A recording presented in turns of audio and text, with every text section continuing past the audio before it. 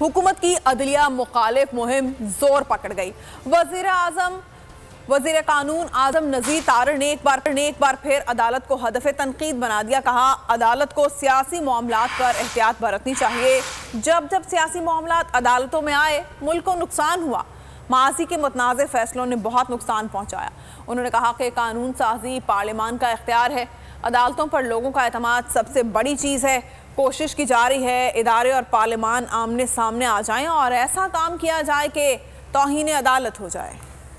अदालत को बहुत ज़्यादा एहतियात बरतनी चाहिए पॉलिटिकल क्वेश्चंस को डील करते हुए। गुफ्तगू से नज़र ये आ रहा है कि जैसे वो ताने बाने फिर इन्हीं मामलात से जाके जुड़ रहे हैं और एक फरमाइशी गुफ्तगू है कि किसी न किसी तरह से माहौल ऐसा कर दिया जाए कि अदारे आमने सामने आ जाएं, पार्लियामान और सुप्रीम कोर्ट। और इन नादान दोस्तों की कोशिशों की वजह से किसी हद तक ये माहौल बन भी चुका है। तो अगर लोगों का अदालत पे एतमाद है कि वहाँ पे मामलात जो होंगे वो बिल्कुल ट्रांसपेरेंट होंगे, इसीलिए कहा जाता है कि इंसाफ होना इतना ज़रूरी नहीं है, इंसाफ होता हुआ नजर आना भी उससे ज़्यादा ज़रूरी है।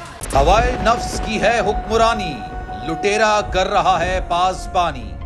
होल न्यूज के मार्केटिंग हेड आकाश राम ताहा लापता, तफ्तीशी इदारे जवाब देने से कासिर। अहले खाना परेशान, बेटे की जुदाई में माँ गम से निढाल। जो बच्चो हिंदू पर आए थे, जो कोन पाकिस्तानी, मुझे मेहरबानी करे पंहिंजो आकाश वापस कयो।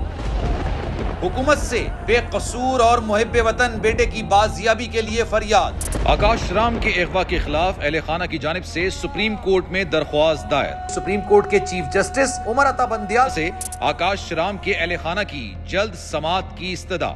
मुश्किल की इस घड़ी में आलमी मीडिया ने भी उठाई आवाज। CNN, आज तक, इंडिया टुडे, टाइम्स नाउ समेत आलमी मीडिया ने आकाश राम के अगवा के खिलाफ दिया बोल का साथ। उफ क्या जुल्म है, बोल इंसाफ का मुंतजिर। सब्सक्राइब करें और बेल दबाएं ताकि कोई खबर रह न जाए।